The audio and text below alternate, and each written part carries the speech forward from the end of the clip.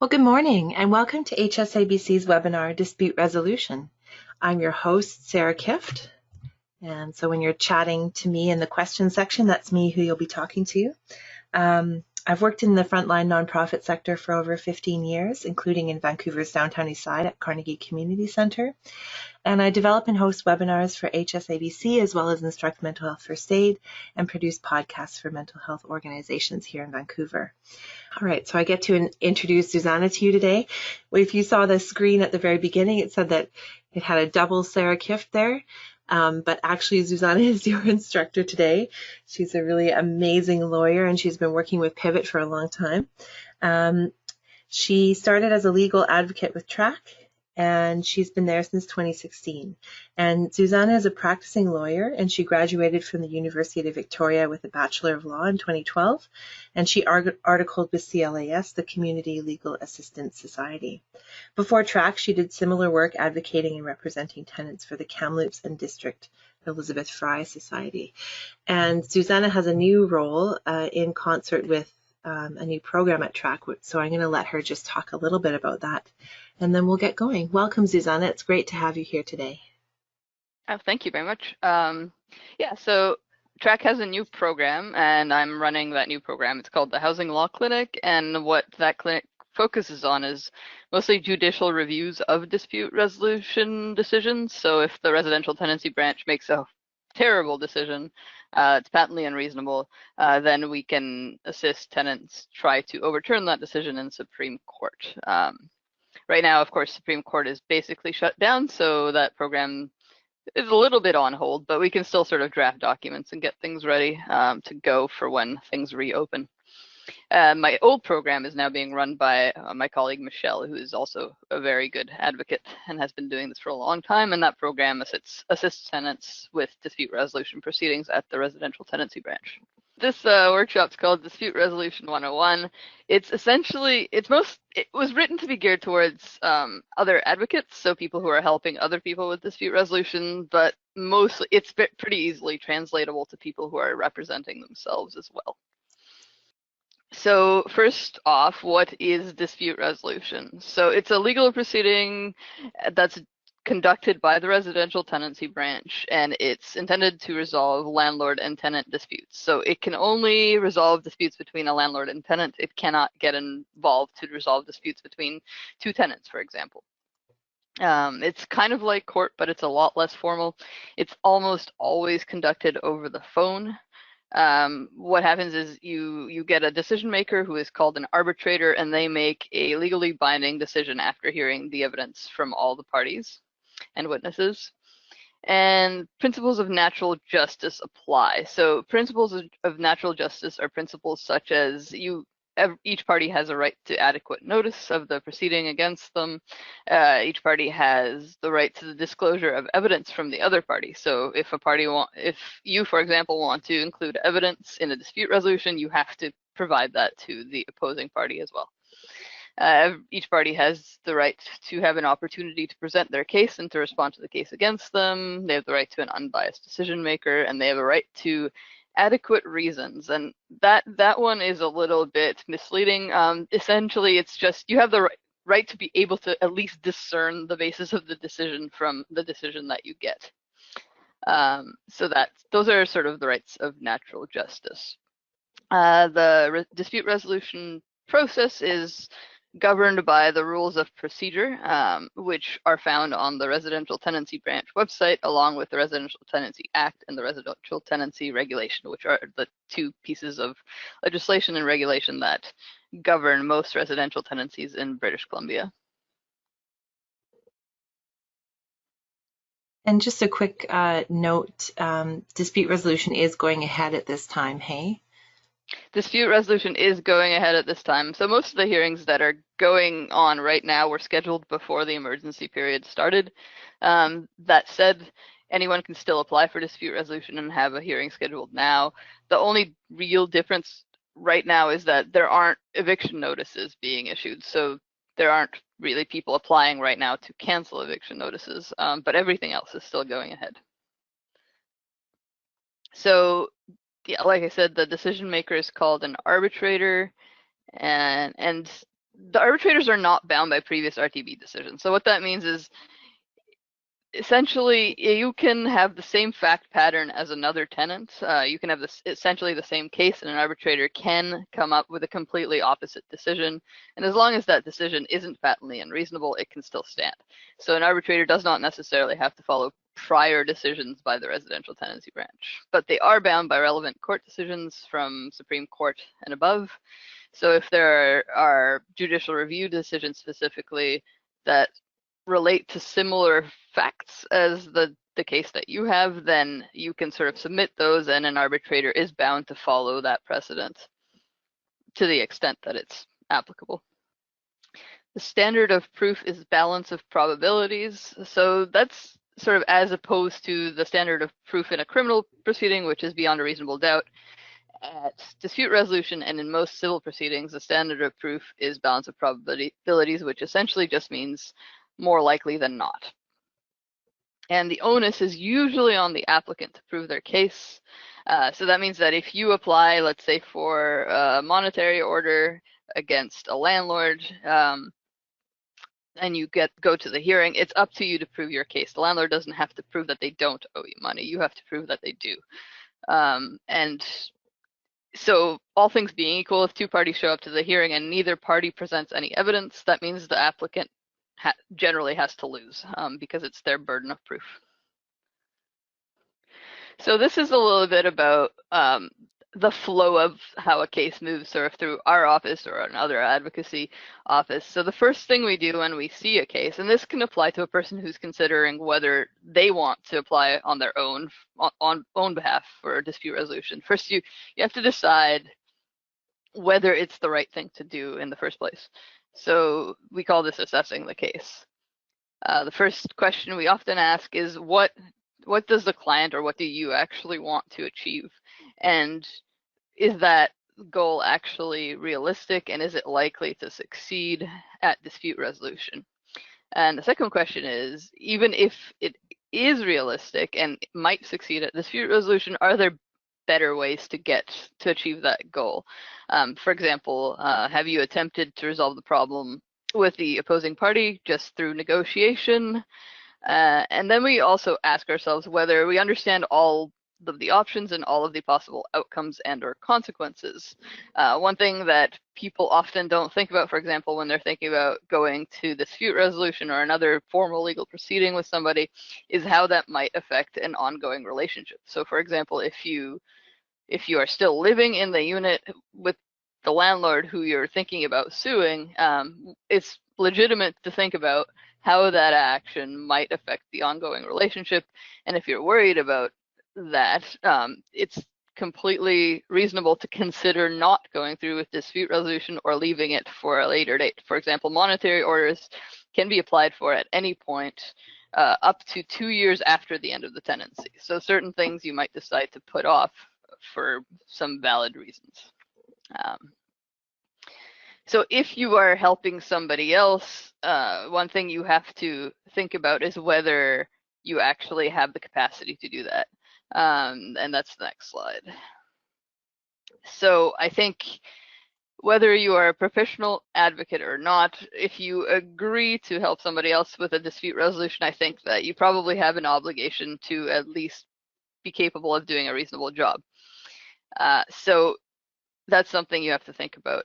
Are you the right person to take the case forward? And if you don't think you have the skills, if you aren't familiar enough with the rules of procedure in the Residential Tenancy Act, and you don't think that you have the time to become familiar enough, then you have to think about whether to ask that person to ask somebody else for help or refer them to an advocacy organization. One thing to keep in mind is the residential tenancy branch has generally very strict deadlines, although there are some special rules in place right now during the COVID emergency. So you have to ask yourself whether you are capable of meeting those deadlines, because if you are not, that can destroy the entire case. And that leads us to knowing when to say no. If you aren't capable of helping somebody adequately, then it's probably better to not agree to help them at all. So once we've sort of assessed the case, and I guess one thing I hadn't touched on is merit. A merit assessment means how likely is this case to succeed. Here at Track, that is a very important question. We generally don't take cases that aren't likely to succeed unless there's a larger systemic reason to take them. Um, and that's the thing a person who's thinking of applying on their own behalf also has to ask themselves, because it is a fair amount of work and it is quite a bit of stress. And if it isn't likely to result in the desired outcome, then maybe it isn't the right thing to do. But once we've decided that it is the right thing to do, we have to move on to applying for the hearing.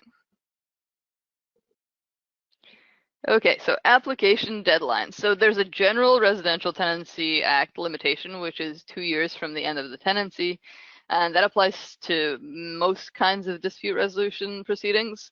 However, there are certain types of dispute resolutions that have their own deadlines. So disputing notice to end tenancy, all the different kinds of notices have different application deadlines. So for example, the 10-day notice for non-payment of rent, the application deadline is only 5 days. 1 month notice for cause, the application deadline is 10 days, and 2-month notice for landlord's use, 15 days. And actually, this slide is missing one. That's the 4-month notice for renovations or conversions of property, and that's a 4-month notice, and the application deadline is 30 days. During the emergency period, landlords can't legally issue notices to end tenancy. They can evict in exceptional circumstances, but for that, they have to make an application to the residential tenancy branch themselves. So they can't just give tenants notices to end tenancy during the emergency period. If they do, the ministerial order that's in place currently essentially just says that they're of no force or effect. So a tenant should not even have to try to dispute those. They should just not have any effect. And can you just briefly talk about exceptional circumstances? Yeah, so there's a section of the Act, I think it's section 46 off the top of my head, but I'm not positive about that, that essentially says that if a tenant sort of poses risk to the property, causes damage to the property, puts the health and safety of the landlord or another individual in danger, and it's also unfair to expect the landlord to wait the normal amount of time to evict, so just use a normal notice, then a landlord can make an application for early into tenancy. So during the emergency period, that section is still active, so landlords can apply under that section to evict tenants. And they also added a provision for a landlord to do that if they are ordered to do it by a municipality or other level of government. Yeah, so those are the exceptional circumstances. Thanks, Susanna. No problem. And there's a last bullet point that during the emergency period, arbitrators are directed to consider COVID-19 as an exceptional circumstance where they have the discretion to extend the time limit. So all of these time limits are discretionary except the 2-year one. I don't think there's any discretion to extend the 2-year time limit. So for disputing a notice to end tenancy, if a tenant for whatever cannot meet the deadline for exceptional circumstances, an arbitrator may extend that deadline. They absolutely cannot extend it past the effective date of the notice, however. So they have discretion, but the discretion is limited. So for example, 10-day notice to end tenancy, if the tenant misses the 5-day deadline and applies on the 7th or 8th day or 9th day or even 10th day, an arbitrator has the discretion to extend the deadline to that date that the tenant applied. But if the tenant applies after the effective date, so 11th day, 12th day, etc., then the arbitrator does not have the discretion to extend that deadline, and it just can't be done. So those are things that tenants have to be very careful of. So the thing about the emergency period also that is a little bit uncomfortable for a lot of people that I should mention is that they're only being extended 2 weeks at a time. And right now I think it's until the 12th. And we aren't really given a heads up ahead of time whether the government's going to extend it for another 2 weeks each time. Even though this last time, sort of on April 28th, we pretty much knew that they would extend it for another 2 weeks. There's no announcement until it's already done. So every time it's sort of coming near to expiry, it's it's legitimate to start to worry that landlords will be able to start issuing eviction notices again, because in theory, if the emergency period expires and isn't renewed, then landlords can immediately start to issue eviction notices. So people need to sort of be aware of that. Right on. And so the latest deadline is, what's the date that we should be aware of? What do you mean? Oh, like that it might expire? The emergency period right now is set to go through the 12th, I believe. Okay, good to know. May 12th, yeah. I don't know. I expect it. They probably plan to extend it again, but given that there's an announcement coming today about possibly relaxing measures, I don't know for sure. All right. Well, that's something to put in our calendars to pay attention to. Yeah, for sure. And so far, they've only been announcing it on the day following, so it's a little bit nerve-wracking on the day that it expires. Oh, So, yeah. yeah. Okay. So if a tenant does miss a deadline because of COVID or COVID-related reasons, they should be prepared to explain why they missed it, and the prejudice that they would suffer if the timeline is not extended, and why the other side won't suffer any prejudice if it is extended, and how the general principles of natural justice apply to whether or not the timeline gets extended. So this is that point was more about things like evidence deadlines, because right now, again, the disputing a notice to end tenancy deadlines shouldn't be relevant, because there shouldn't be any eviction notices being issued. So there's a number of ways to apply for dispute resolution. Generally, even before the emergency period, the RTB was encouraging everybody to apply online. The online application process can be found at the URL that you see on this slide. It's the Residential Tenancy Branch website. It's a relatively straightforward online application, doesn't take very long.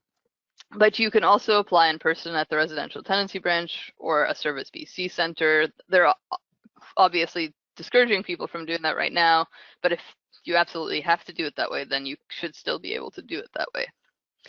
There is a $100 filing fee.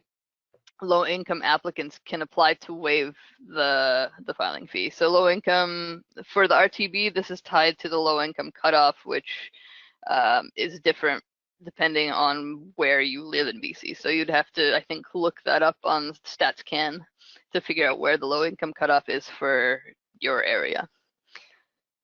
Okay, so if you do have to pay the $100 filing fee, you can recover it from the opposing party if you are successful at the hearing. So if the applicant has to pay the filing fee, respondent generally doesn't. If the applicant then succeeds at the hearing, they can recover the $100 filing fee from the respondent. And Susanna, just to, people are asking about this, just to be totally clear, if a tenant receives an illegal notice of eviction, they shouldn't even bother applying for dispute resolution right now, hey? I mean, in my view, it's always safer to do that, but according to the ministerial order, our reading of it is that you shouldn't have to. Okay. And I think if you phone the RTB, they will probably tell you don't have to. But I think if a tenant does receive a notice to end tenancy right now, it's completely legitimate to at least try to contact the RTB and see if they will forward it to the compliance and enforcement unit, because landlords really shouldn't be doing this. Like, they should know. It's been all over the news. There's no excuse that it's just not a reasonable excuse that they aren't aware they're not supposed to issue eviction notices right now. Right. So letting the RTB know about it, even if you don't file for a dispute, is a good thing to do from an advocacy standpoint, hey? I mean, it would be certainly something I would consider doing, because it's really hard to imagine that it's not malicious on a landlord's part to issue an eviction notice right now. Mm-hmm. Okay, thank you. Yeah. It's important to list correct legal names and addresses of the respondents when you apply for dispute resolution. If you do not have that, you may have to do a land title search to find out. So if you don't have the legal name of the landlord, or if you don't have their address for service, you should be able to at least get an address for service by doing a land title search. So that's done on that can be done at the land title office. or the MyLTSA website, which is the online version of the Land Title Office. It usually costs, I think, $10.50 or $11.50, something like that. Where a client wants to make more than one claim. So when you apply for dispute resolution, you essentially check off a bunch of boxes to indicate what kinds of claims you're trying to make, whether it be a repair order, a monetary order, or if you're trying to dispute and notice to tenancy. There's sort of check boxes for all of those. If you have multiple claims, you can make them at the same time. However, once you get to the hearing, if an arbitrator thinks that the claims are too unrelated to each other, they will often split them off and only hear one or two of the claims, and the rest you would have to apply for later. Okay, notifying the other parties. Once you've applied for dispute resolution, the residential tenancy branch puts together a notice of hearing package. So it's essentially a summary of your application. It's got a file number on it. It's got instructions. It's got a hearing date and time and instructions for how to phone into the hearing included. You, as the applicant, are instructed to print that off along with some other documents, like I think fact sheets or hearing information sheets, and then serve those all on the respondent or respondents if there's more than one. So if you have 3 or 4 respondents, you're responsible for printing off that many copies and serving all of them individually. Service generally can be affected in normal times.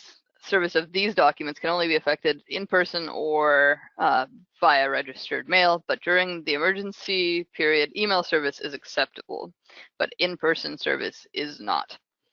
Email service now is a little bit complicated. So essentially, the RTB has issued an interim order that talks about how email service is supposed to work. So the first provision says that if you serve something by email and the person that you send it to acknowledges receipt of the document specifically, then it's served. It's served that day that they have acknowledged receipt. If you serve something by email and the person responds to the email and doesn't say that they have issues viewing the attachments or something like that, then it's considered served that day that you get that response.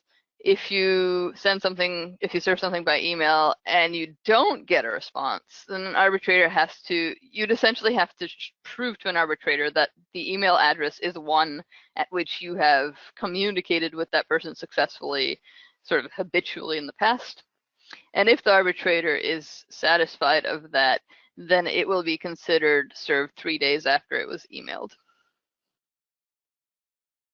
Okay. Preparing for a hearing. So once you have applied for a hearing, you've got your notice of hearing documents and you've served them, you have to turn your mind to actually preparing for the actual hearing.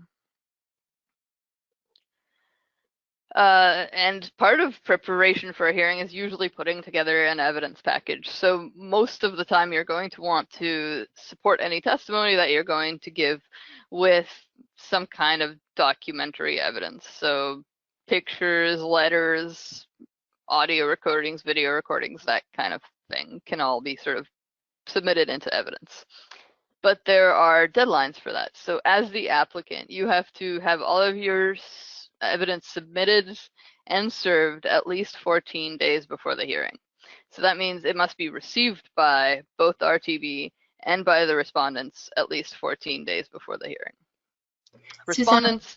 Susanna, sorry, what in your experience is the time from, like, do they give you enough time to pull everything together when you get that notice of hearing until the time that you have to be there?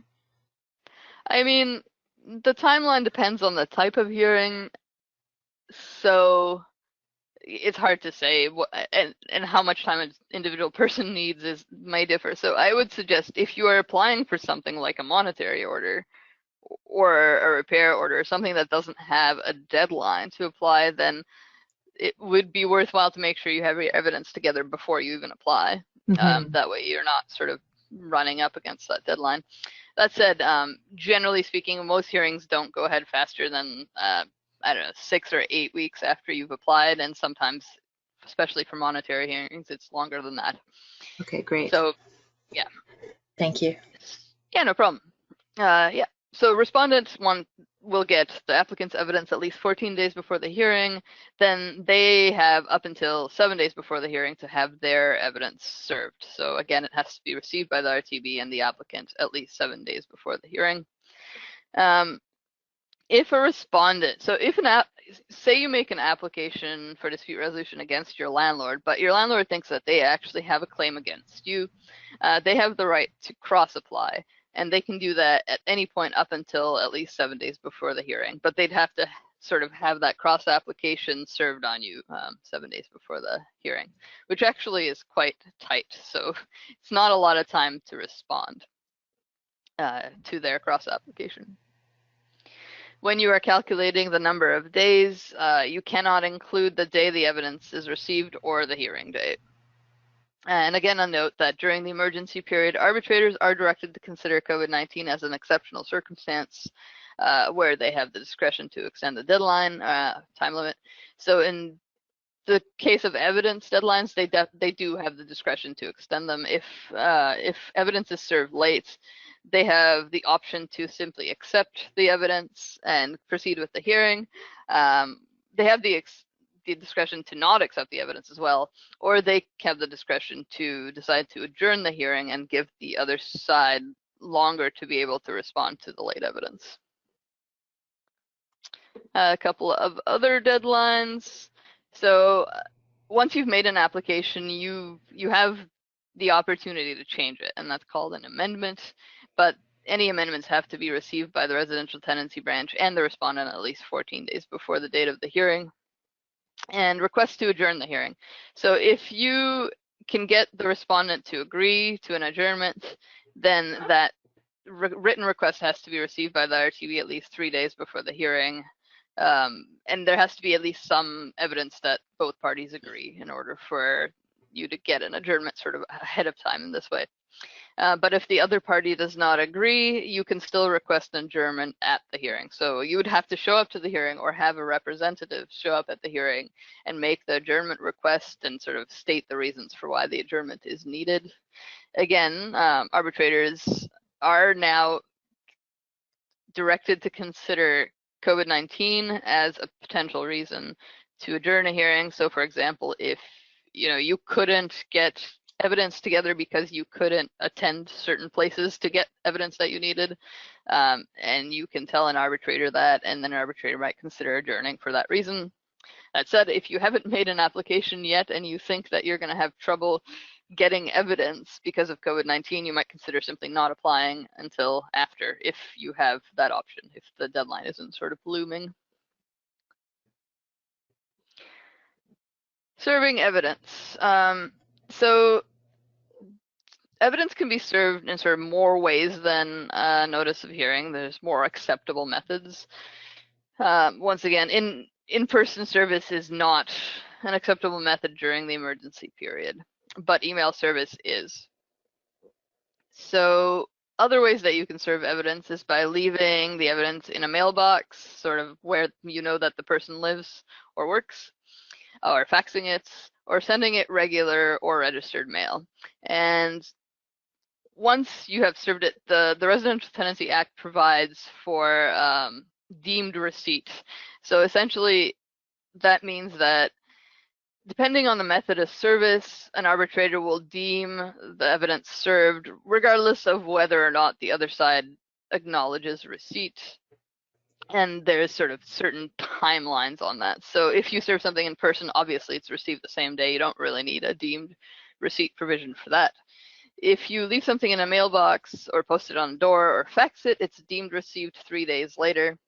If you mail it, regardless of whether it's regular or registered mail, it's deemed received 5 days later. And email service, once again, it's received when you get a response, or if you don't get a response, but you can prove that it is an email address at which you have communicated with the opposing party before, probably more than once, then an arbitrator will deem it received 3 days later.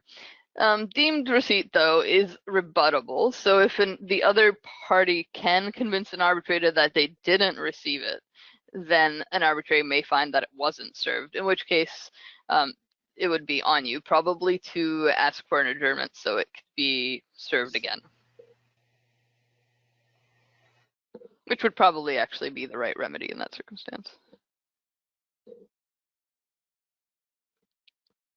Okay, so this is a evidence submission example, just so that you can sort of visualize deadlines a little bit. So in this example, there's a residential tenancy branch hearing on Thursday, November 26th, which means that the applicant has to have their evidence submitted and served by Wednesday, November 11th, and the respondent has to have their evidence served and submitted by Wednesday, November 18th. We talked a little bit about what types of evidence people might generally use. Rules of evidence, which is a sort of area of the common law, don't generally apply in residential tenancy branch proceedings, so you can't really object to things like hearsay in residential tenancy branch proceedings. I mean, you can, but an arbitrator probably won't care. So you're allowed to essentially put in any kind of evidence, and it's up to the arbitrator to decide sort of how much weight to put on any particular evidence. So while you can't object to something like hearsay, you can certainly argue in your closing argument that the other side's evidence was mostly comprised of hearsay and therefore shouldn't carry very much weight. For those who don't know what hearsay is, it just means if I was a witness who was testifying and I was trying to testify about what somebody else told me, that's hearsay. And the reason why that's generally frowned upon in law is that if you're going to talk about what somebody else told you, then it's more appropriate to have that person there to testify themselves, rather than you talking about what somebody else told you. Anyway, those rules generally don't apply. Good evidence is relevant, reliable, authentic, complete, and legible, and that last one is very important. I've seen many landlord evidence package where you can't tell what's written or you can't see what the pictures show because the quality is so poor. I mean, if an arbitrator can't tell what a document says or what a picture shows, they're not going to put any weight on it. They're not going to give you the opportunity to sort of resubmit it in a better format. So you have to make sure it's good enough the first time around. It's pretty important to try to not overwhelm the arbitrator or the opposing party with a plethora of evidence. Arbitrators tend to not have a lot of time. They are quite busy. They hear, I think, 3 hearings a day often. I don't think every day, but nonetheless, it's a lot of hearings, which means they don't want to have to read thousands of pages if it's at all avoidable. So consider what the simplest and most convincing way to prove your case is and sort of organize your evidence accordingly. I say that it can be helpful to create a table that lines up what facts you actually need to prove in one column and the evidence that you have to prove those facts in another column, and this is called an evidence matrix. And we'll have an example on the next slide. So this is an evidence matrix, very simple evidence matrix. So this one is about the return of a security deposit.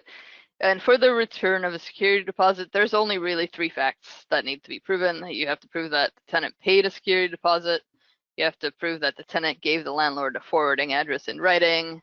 And you have to prove, whether you have to prove the landlord did not return the security deposit. The reason there's a question mark there is because arguably you can say it's hard to prove a negative, and if the landlord wants to allege that they did pay it back, then they should have to prove that they paid it back. So first, the fact that the tenant paid a security deposit. There, on the second column, there's the types of evidence that you might submit to prove that fact. First, a tenancy agreement that has a provision for the payment of the security deposit. So that's good evidence. If your tenancy agreement specifies that you must pay a security deposit, then that's evidence. If you got a receipt for the security deposit, that's good. Any bank records or copies of the check that you gave the landlord for the security deposit, that's also good. And if you don't have any of those things, then testimony, your own testimony, and of any other witnesses that saw you pay the security deposit. Then the second fact that the tenant gave the landlord a forwarding address in writing. How do I go back? I'll go back for you. There you go. Okay. So here you may include a copy of the letter that you gave the landlord with the forwarding address, and you might have witnesses that saw you give the letter to the landlord, or a registered mail receipt if you sent it registered mail. Given that sort of email service is acceptable now, copies of emails and relevant responses would be good for now. And then thirdly, evidence that the landlord didn't pay the security deposit back. If you have, I mean, obviously you would want to testify that the landlord didn't pay it back. If you have any other witnesses that can corroborate that, or any communication from the landlord indicating that they don't intend to return it, is also quite good. That said, if you don't have evidence of the last point, it's probably still worth going just on your own testimony, because like I said, there's a reasonable argument that if the landlord is going to allege that they repaid it, then they should be the ones who have to prove that. And this is sort of the simplest possible evidence matrix. With most cases, there's going to be a lot more facts that you need to prove, so there'll be a lot more rows. And it's important to note that you need to have at least one thing in the right-hand column for each fact that you need to prove. There's got to be at least one piece of evidence that you can put in there that you think that you have, because if you do not have the evidence to prove even a single fact that's necessary to your case, then your whole claim could fail. So it's very important. Okay, types of evidence continued. Different types of documents can be submitted as evidence depending on what's relevant. So tenancy agreements, condition inspection reports, pictures, copies of emails and texts, letters, receipts, etc. It's always important to remember that evidence can be in the form of testimony. So just because you don't have documents to back something up doesn't mean that you don't have evidence. So it could be the party's own testimony, as well as any witnesses that they have that witness sort of relevant events and can testify to the facts.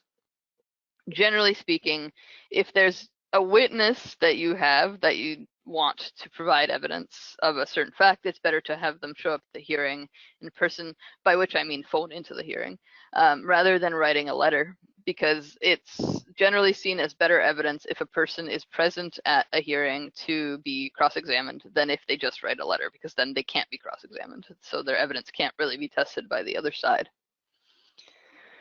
But if a client or a witness cannot attend a hearing, they can write a signed and dated statement or swear an affidavit that the facts they're alleging are true. If you are an advocate, whether it's a professional advocate or you just want to help others with dispute resolutions, you can become a commissioner for taking affidavits. There's a test that you have to write, but it's relatively easy, and I think the commission, there's a cost involved too that I haven't looked in a long time at what it is, but you can sort of Google how that's done if you're interested.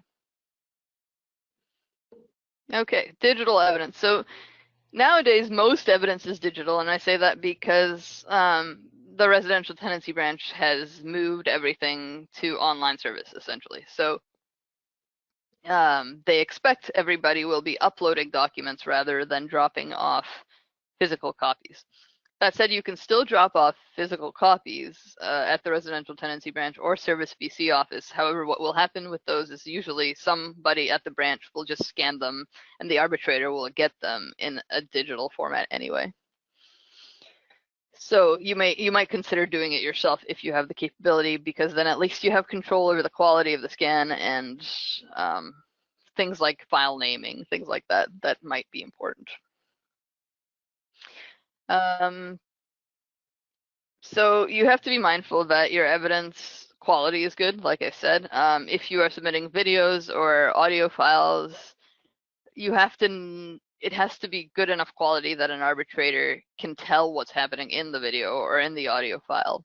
Oftentimes we have tenants with audio and video files that's not the case, and we have to sort of tell them that we can't submit these because they're essentially worthless. So the source has to be credible.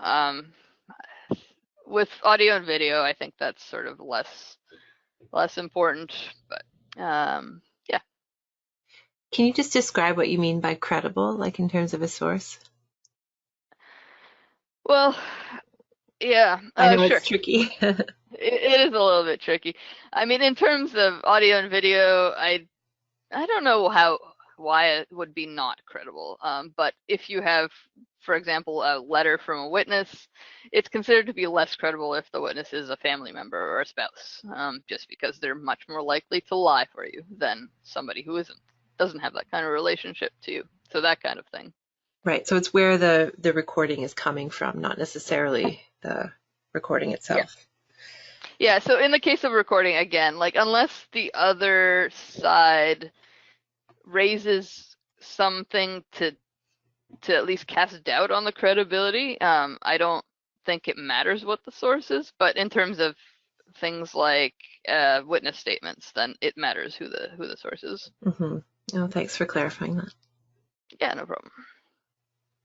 Okay, so once you've lined up your evidence matrix, you have all the evidence to prove each factual point, you have to decide how you're going to organize it. So usually what we do with documents and photos anyway is that we put them all into one PDF document, and there's sort of there are very good reasons for this. Firstly, and the most important reason, is whatever it is that you upload, whether it be one PDF document or 100 different documents, you have to be able to refer to those in the hearing. So if you're submitting 100 small documents, then you better have named them in a way that it's easy to refer to. In our view, it's always easier to put everything in one PDF document that's page numbered, and then just take people to different pages during the hearing when you want them to look at different documents. Not everybody, of course, has the capability to, or at least not to do that easily. There are, I think, some free programs online where you can stitch together PDF documents, but there's some doubts about, I think, the security and privacy with those. So here we have our own PDF editing software that we use to do it. So we put everything in one PDF. We definitely always do a table of contents and number the pages. And we often will do a written submission that goes sort of at the front of that evidence, which essentially sets out the facts that we expect to come out in testimony in the hearing, and what the relevant law is, what our legal argument is, and what remedy it is that we are seeking. So that's sort of the written submission. When it comes to serving the other side, and here's another point for trying to do it all in one document, we like to serve landlords in hard copy, because then there's no doubt about whether or not they can open the file, because it's a hard copy. So if we, for example, submitted 100 different documents to the residential tenancy branch, which we have to refer to by file name when we're talking to the arbitrator, it's going to be very, very difficult to get the landlord to know which document we're talking about if we've given it to them in a hard copy. So that's another reason for why we do it all in one package. And the reason this is a problem, I should mention, is that any digital evidence that you serve on the landlord, whether you serve it on a USB stick or a CD or by email, now that email service is acceptable, you have to contact the landlord to ensure that they're able to open those files and view them. And if they say they can't, then you probably have an obligation to serve it again, maybe in a different format, and it can be a pain. So in our view, it's generally better serve anything that can be served in hard copy in hard copy. That means that if you have photos that are color, when you've submitted them to the RTB, you also have to print them in a color, so the landlord essentially has the same evidence that the RTB does. Okay, so this is more if you're helping somebody else. So this is sort of the steps that we take when we try to prepare our clients for a hearing. First of all, we have to make sure that they know when the hearing starts and how to call into the hearing. Generally, in sort of normal, non-COVID times, we like to have our clients in the office with us, so that we're all in the same room on speakerphone when we're going to a hearing. But if that's not possible, it's important that the client knows how to access the hearing. And we sort of run through the general dispute resolution process with them. And then we run through all of the testimony that we want them to give on their own behalf. It's called testimony in chief. So our preference for running a hearing is generally that we ask the client questions that the client answers, and that's how their testimony comes out. Then the other side obviously then has an opportunity to cross-examine them. And then after that, sort of we give our closing arguments after both parties have given their evidence. But not all arbitrators sort of let us do it that way. Some arbitrators prefer to ask questions themselves, so we have to be sort of prepared to deal with that a little bit flexibly. It's important that your client knows how to address the arbitrator. Generally, the arbitrators will tell you at the outset of the hearing what you can call them. Usually, it'll just be arbitrator and last name. Some arbitrators, though, there's one in particular that refuses to give his name, even though his name is on the decision that you get afterwards, so you'll find out eventually. And he just wants to be called Mr. Arbitrator, which is amusing. Yeah, and it's important to stress to your client or to yourself, if you're going to be representing yourself, that you have to act professional and respectful no matter what the other side is doing in the hearing, and no matter what the issues are. It's very, very important not to interrupt anybody who's talking at the hearing, because it's done over conference call, and anybody who's done a lot of conference calls knows that if multiple people start talking at once, nobody can hear anybody else. And arbitrators tend to get very annoyed if that happens more than once. And arbitrators have full control over the proceedings. So even if you think that you have a case that's a slam dunk, or a person that you're helping has a case that's a slam dunk, it's never a slam dunk. The process can be quite unpredictable. Arbitrators are not bound by previous decisions, so even if every other decision on similar facts has gone your way before, this one may not. So you can't ever make a promise that a person is going to win a hearing. So a person has to understand that. They have to understand the unpredictability of the process and the chance that they may not be successful. All right, preparing witnesses. So often you'll want to have other witnesses other than just yourself or other than just your clients, and the preparation will probably look similar to client preparation, in that you want to go through all of the questions that you plan to ask them, so all the testimony that you want to get out from them, and then prepare them for cross-examination. And that goes for your client as well. Prepare them for questions that you expect the other side to ask. It's very important that they're not sort of caught out by questions that you could have prepared. And this goes for yourself too. Think about, if you're going to represent yourself at a hearing, think about the questions that the other side might ask you on cross-examination in response to your own testimony. It's always important to tell the truth and don't exaggerate. Try to sort of stick to facts rather than opinions about the facts as much as you can during testimony. And when you're being cross-examined, or when your client is being cross-examined, it's important that you or the client listens carefully to each question. Make sure that you understand the question before you answer it. So if you don't understand the question, you have to say that. You have to say you don't understand and see if they'll rephrase it. If you don't know the answer to a question, it's important that you say you don't know. Don't just guess. Because it's testimony. You've sworn to tell the truth, and whatever you say will go into evidence as the truth. Answer questions directly and briefly, unless you need to expand. If you need to expand on an answer, certainly do it.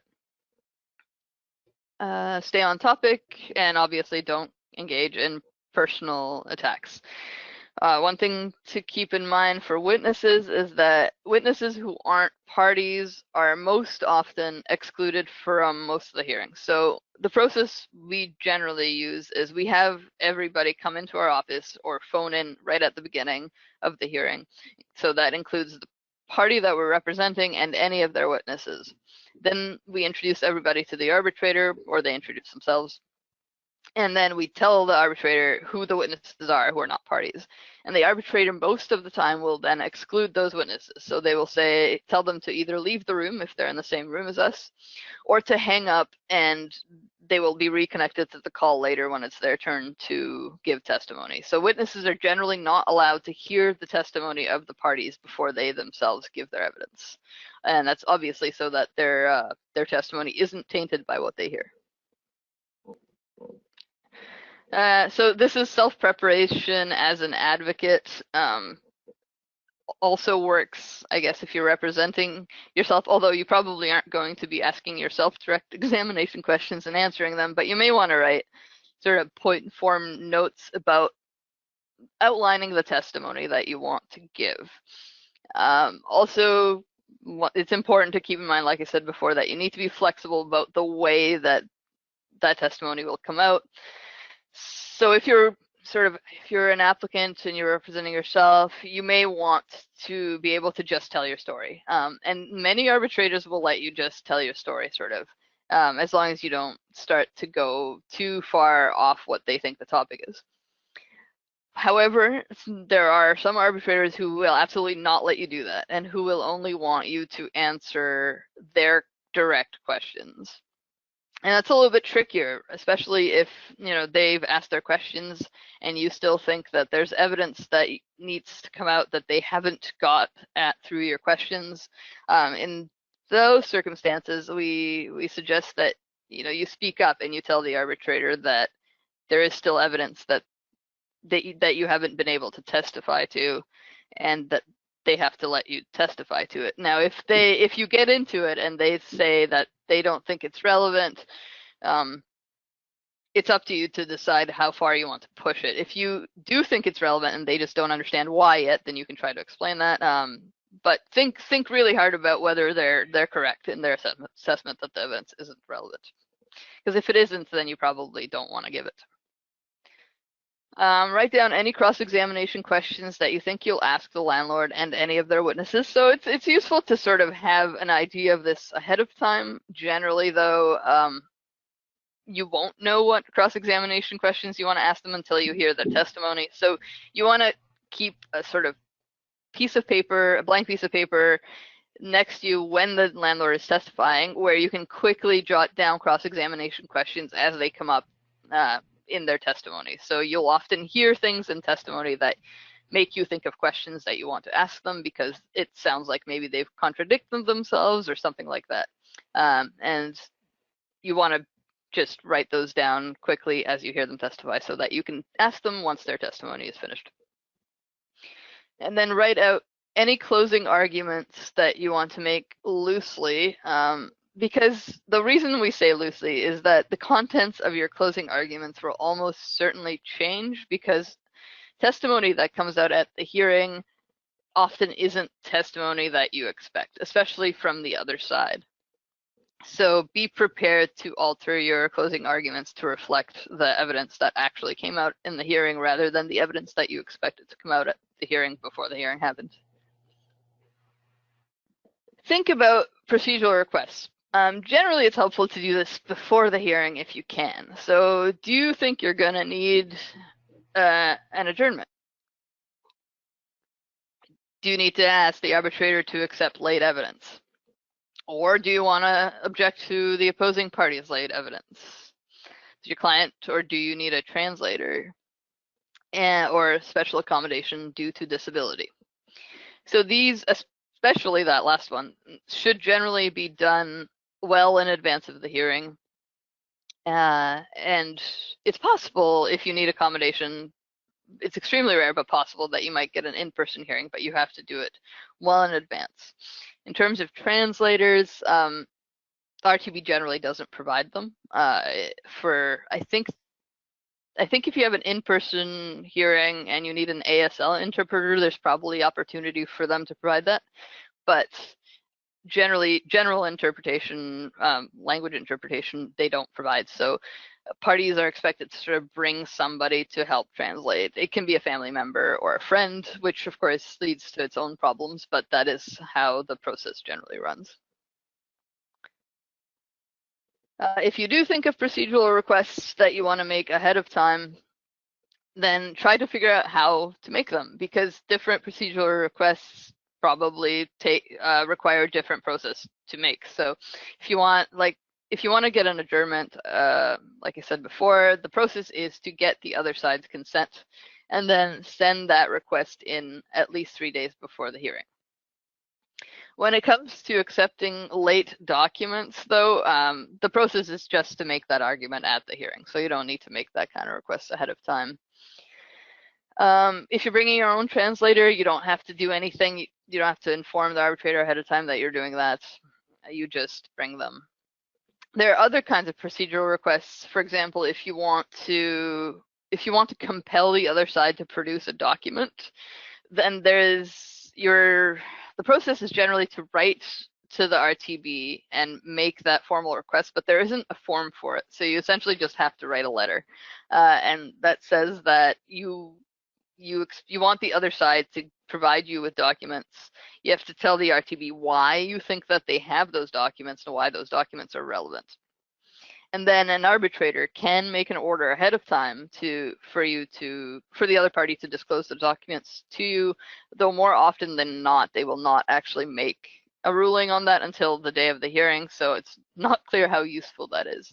It's possible that you could get to the day of the hearing and an arbitrator will then consider the procedural request, and if they decide that the other party has to disclose those documents to you, then they will adjourn the hearing at that point so that you have time to review the documents.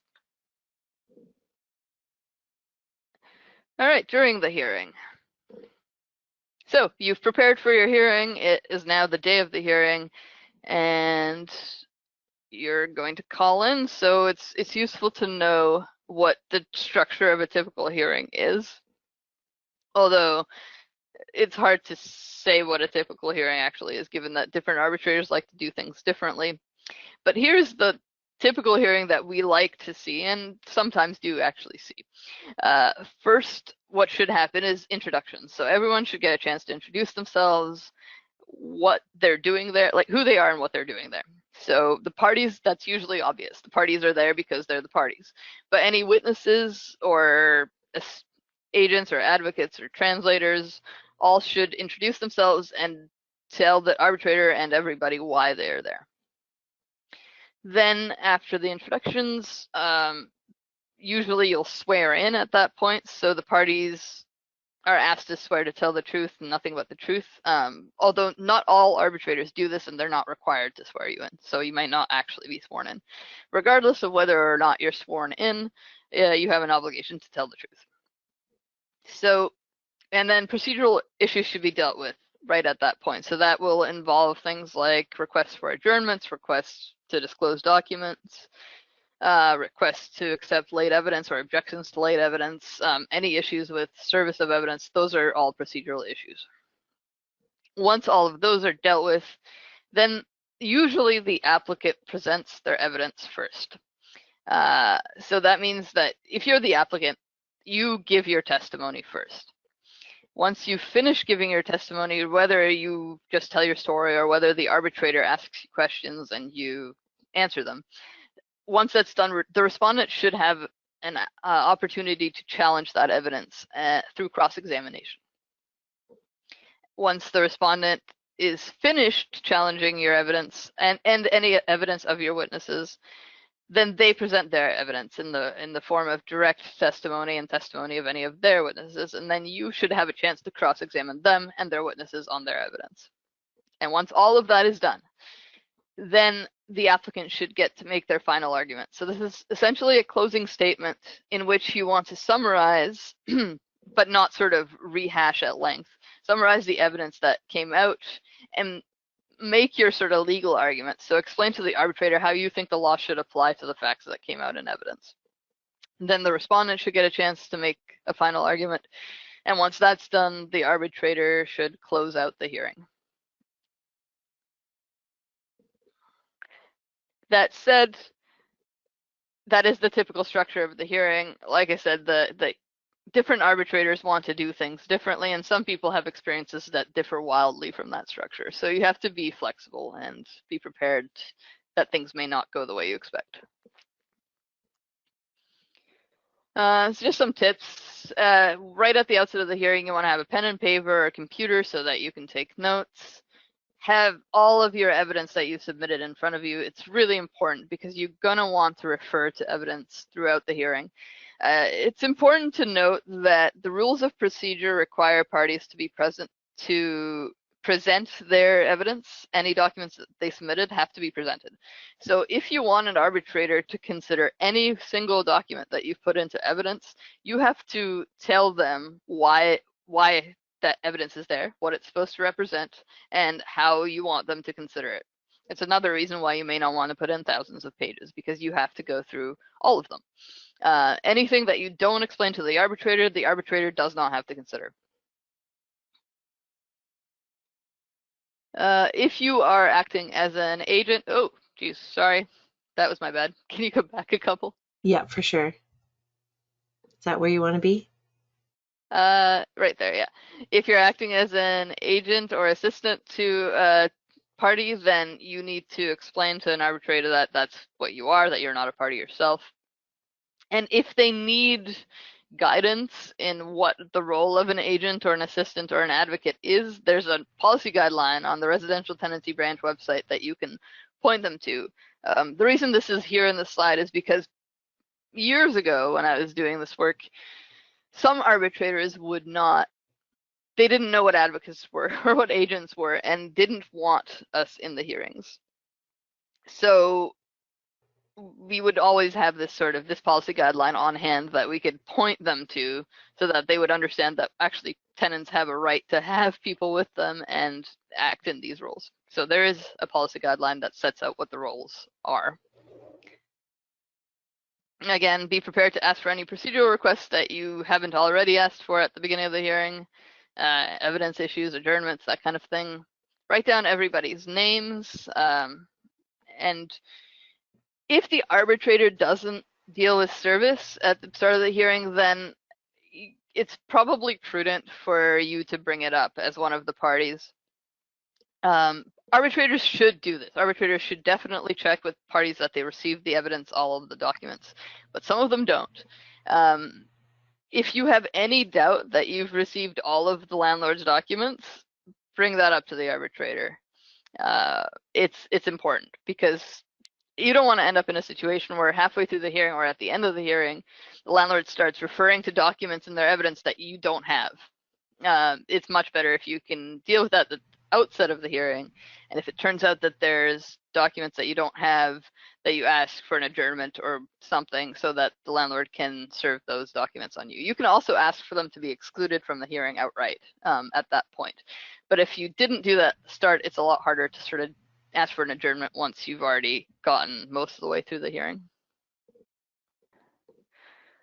When you're listening to the landlord's testimony, again, cannot stress enough, please don't ever interrupt. You will do nothing except alienate the decision maker, which is one thing you don't want to do. Take notes, and if you hear anything you don't agree with, then bring it up when the landlord is finished talking. So generally, if you don't agree with something, you can get at it a couple different ways. You can get at it through cross-examination. If you think you can get the landlord to sort of contradict themselves by asking them certain questions, then by all means, do it that way. If you don't think you can do that, then you can choose to save it for your closing arguments, for example. So if you think your landlord's lied about something, and that something is actually material to the case, but you don't think you can get anything helpful on cross-examination, you can still, in your closing argument, say that you don't think the landlord's testimony regarding that fact was accurate. I would caution to shy away from using words like lying or untruthful or dishonest. There's no reason to not be generous in your interpretation. So if you think the landlord has said something that's untrue, you could decide to ascribe that to mistake or misremembering.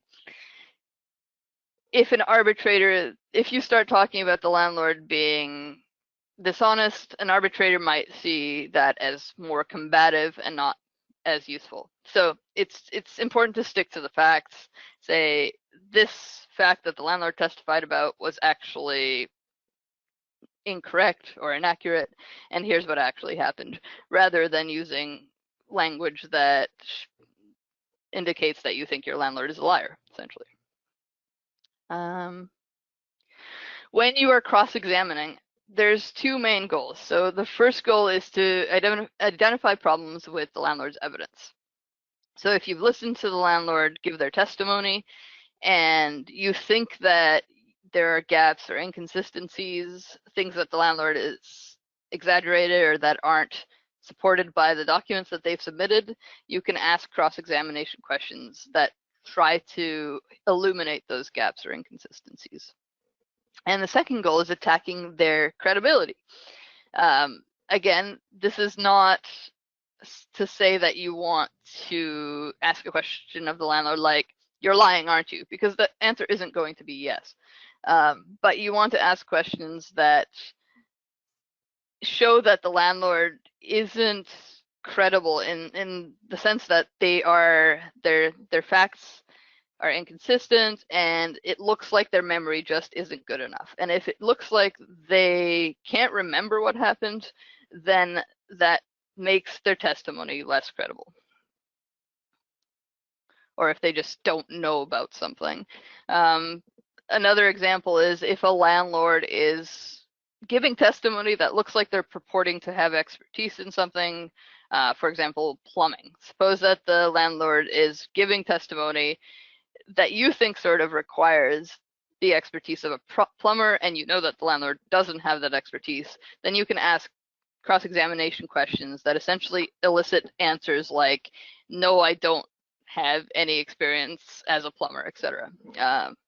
Just to highlight the fact that the landlord actually doesn't have the knowledge to give the testimony that they've given.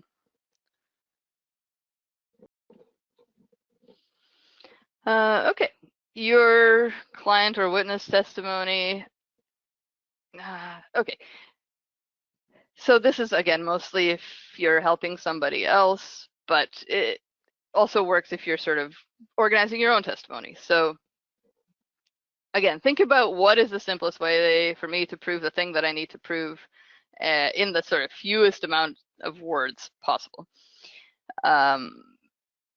As you're doing this, think about how you're going to point to the documents as you go. So when we do this with clients, we generally ask them to turn to a certain page in our documentary evidence and identify the document that's there.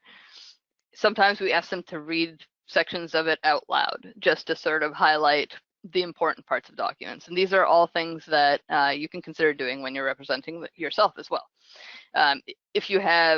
If you've put in sort of longer documents, so if you have an opinion letter from a contractor or something like that, and it's 4 pages long, but what you really want to the arbitrator to get out of that is all in one paragraph, then it's perfectly fine to read that paragraph out loud during your testimony. Testimony, the rules of evidence don't apply, but that doesn't mean that an arbitrator won't consider things like hearsay when they're deciding how much weight to put on evidence. So testimony should be firsthand. You should testify only about things that you have firsthand knowledge of, and your witnesses should only testify about things that they have firsthand knowledge of. That said, if there's no other way to get a certain piece of evidence in other than hearsay, you can do it, but the arbitrator may not put a lot of weight on that piece of evidence. And again, both the landlord and arbitrator have the opportunity to ask you or your client questions after you're finished giving your testimony. Closing statements. So this is where you take the opportunity to summarize the evidence that came out. So that includes your own testimony. You can pull out highlights of the landlord's testimony that works for you. Be as concise as possible, but don't skip over important parts. This is the part of the hearing where you get to tell the arbitrator how they should view the evidence. So it's an important part. And if an arbitrator tries to close out a hearing without letting you do this, you should ask for your right to give a closing argument. because this is the one opportunity where you get to tell the arbitrator how you think the law applies to the facts. Up until now, when you're giving your evidence, you shouldn't be making any legal arguments. All of that should be left until the closing statement. Our general approach is to try to start off by telling the arbitrator what we will be doing in our closing arguments. So things like, I will be making the following 3 points, list the points, and then begin to make them. So the arbitrator knows where you're going before you go there. It's very useful. Reference the law, policy guidelines, case law that you think is relevant. Don't necessarily read them, especially if they're longer, because arbitrators won't appreciate that. They'll tell you that they know the law or they can look it up themselves. If you have an inclination that you think you need to read something out loud from a policy guideline or the law, it's fine, do it, but be prepared for an arbitrator to object if you sort of do that for too long. Refer back to the testimony that came out, like I said, from any party, and refer to the documentary evidence. Again, any documents that you have not sort of explained already through testimony, refer to during the closing statements. If you have not referred to one of your documents in either testimony or the closing statement, an arbitrator may not consider it. So as you're doing that, tell the arbitrator what page the document is on, pause and let them find it, and then explain to them what that document demonstrates, why it's relevant. Never assume that an arbitrator is just going to know why a document is relevant, even if it seems clear to you.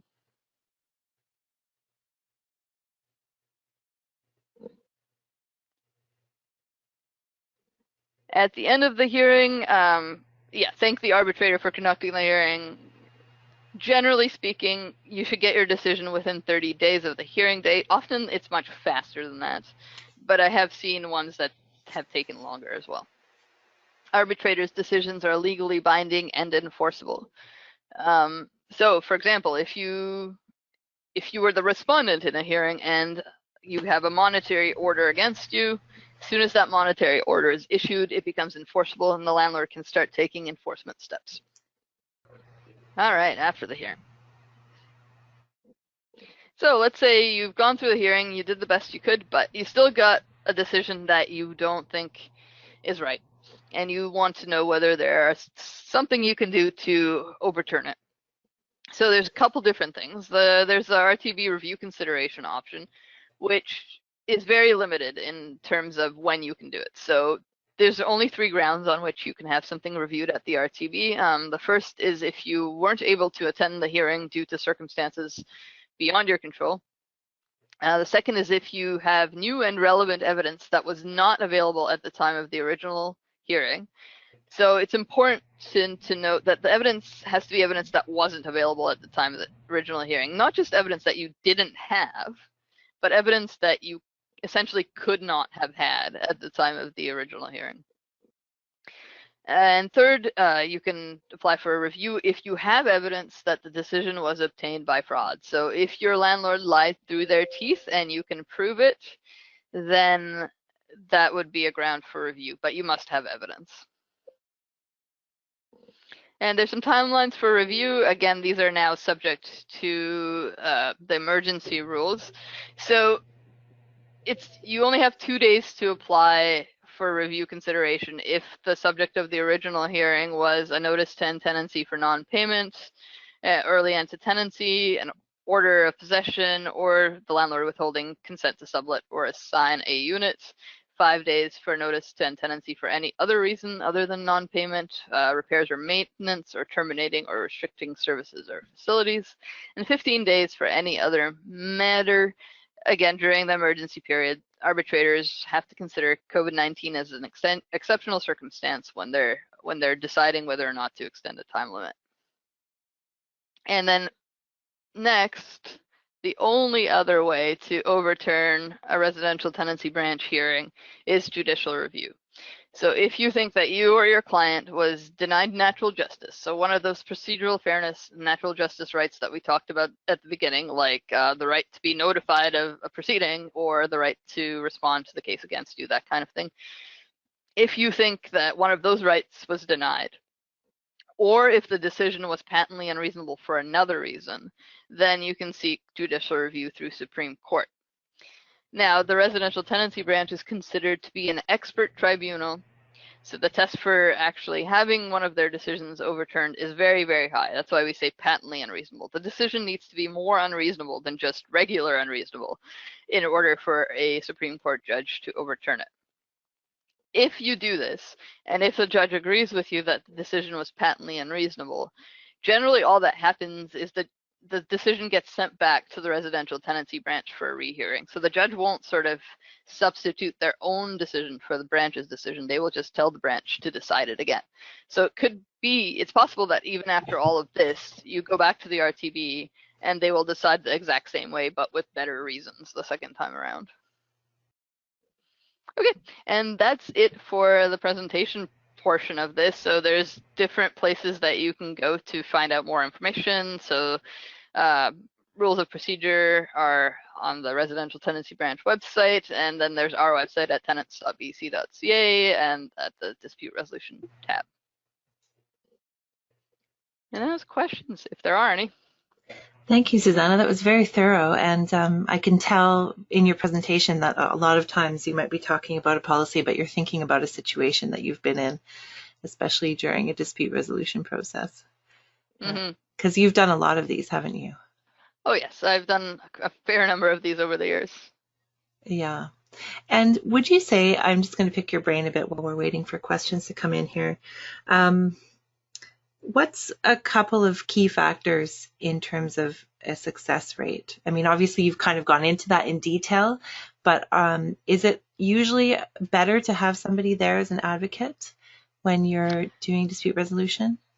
Yeah, I would say so. I'd say generally it's better, but that depends. Like if you are comfortable with it and you're comfortable explaining the law and the facts and how the law applies to the facts, then you should be able to do pretty much as good of a job as an advocate. But generally speaking, yeah, advocates have experience with it. They already have the law in their back pocket, so to speak. So if nothing else, it's at least faster for them to be able to sort of put things together. Mm-hmm.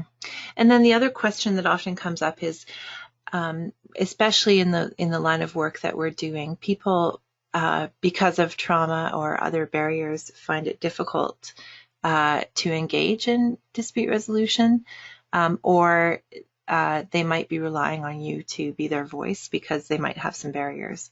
Can you talk a little bit about that? How important is it for your client to actually be there during the process? It's important. It's very important. We rarely provide testimony for our clients. It's actually considered inappropriate for the most part.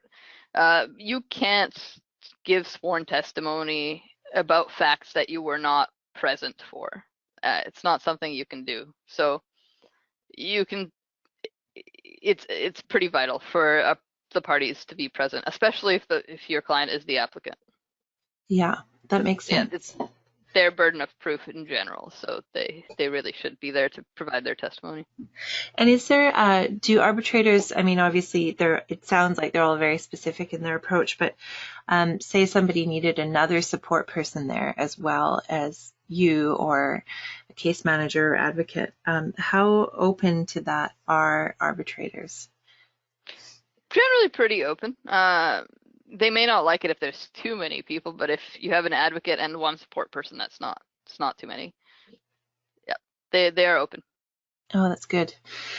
And are you seeing anything specifically right now that's unique to this time period? Like, have you seen a lot of arbitrators set aside deadlines based on COVID-19? What's TRAC been hearing on this? Yeah, we are hearing that they're definitely more inclined to do that, especially, of course, the tenants or landlords who are looking for a deadline to be extended or an adjournment due to COVID-19 have to explain how COVID-19 made it impossible for them to meet the deadline or too difficult to meet the deadline. They can't just say, I didn't meet the deadline because of COVID-19. They have to actually explain it. Right. But they are doing it. Yeah. And do you want to talk a little bit? We've got some questions here around the compliance and enforcement unit. Is that generally, are they looking at landlords' actions, or are they also looking for compliance in tenants as well? Both. They investigate both. I don't remember the exact numbers, but I know the majority of complaints and investigations they have are against landlords, but they have gone the other way as well. And is this something that's available across the province, or is it mostly in the Lower Mainland? It's across the province. Anyone from anywhere in the province can make a complaint to the Compliance and Enforcement Unit, and they should investigate. I imagine most of their investigation does not involve actually going to places physically. So I think most of it's done over the phone or internet. Yeah, and so it's a flexible unit at the moment. Are you seeing them do a lot of work right now? The thing about the Compliance and Enforcement Unit is that they're normally only 4 people, and right now they're actually down to 3. So they do what they can. I have definitely used them before, and my understanding is they launched an investigation in the complaint that I filed with them, but they're limited to what 3 people can do. Yeah. Yeah, that makes sense. So is there any, just as we wrap up here, obviously if there are more questions that come in, you can ask them now, or we can talk to Susanna and Track at a later date. You can contact them. But is there any sort of final words of encouragement that you would give to somebody who maybe is just starting out as an advocate in terms of dispute resolution, given that you've had a lot of experience? Like one thing that they could take away with them today to encourage them in this process? One thing, I think the most important thing is that to be prepared for just about anything in a dispute resolution. Things go unexpectedly more often than they go expectedly, so it's really important to be flexible in your approach to how you want to conduct a hearing. For example, if an arbitrator does not want to give you the right to cross-examine somebody, you can insist on that right. Now, you do have the right to do that. You have the right to test the other side's evidence. But in general, if an arbitrator wants to conduct a hearing more sort of inquisitorially rather than allowing you to ask questions, in my experience, it's better to let them. Just make sure that all of the evidence that you need to get out gets out somehow. Mm-hmm. Well, that makes sense. And I also liked the point that you brought up at the beginning, is really something that we often don't think about, or I don't often think about in my frontline work, because I just want to help people, is to really think about whether you're the right person to be engaged in the process. Yeah, certainly. We had one case recently where we had to essentially make a very lengthy, complicated argument about insurance subrogation, which we are not at all experts in. So that was stretching the limits of what we probably should have taken on, but we didn't actually know that was going to be an issue until we had already gone, a couple months into preparing for that case. So sometimes that can happen, but certainly if we had noticed that issue at first, we may have thought twice about opening that file. So that kind of thing is important. Yeah, absolutely. Well, Susanna, I just want to say thank you for your time today. And again, I apologize for that handout of the PowerPoint not being available right now, but we will email it to you if you need it. And thanks for joining us, and thanks for doing the work that you do, especially in this time period when things are changing and are different. We appreciate it. Thanks.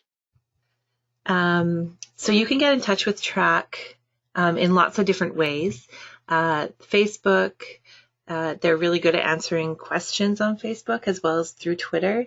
And you can go to their website at tenants.bc.ca.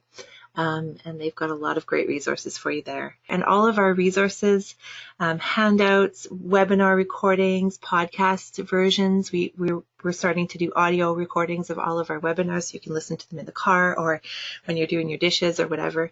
You can find those in the Sector Resources tab on our website, and you can always get in touch with us at any point. We really love hearing from you.